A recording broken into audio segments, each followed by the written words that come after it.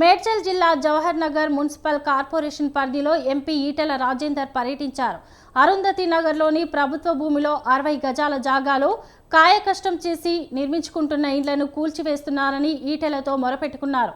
బతుకుదెరువు కోసం ఎక్కడి నుంచో వచ్చిన వాళ్ళ ఇండ్ల జోలికి పోవద్దని ప్రభుత్వ అధికారులను ఎంపీ హెచ్చరించారు.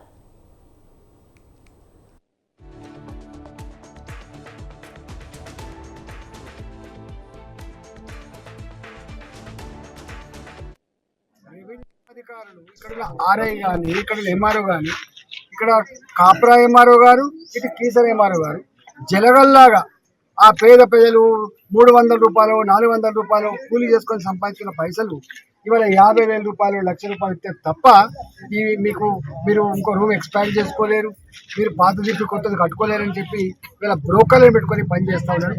ఇవాళ గింత అంటే అడక తినేదానికంటే ఎక్కువైపోయింది.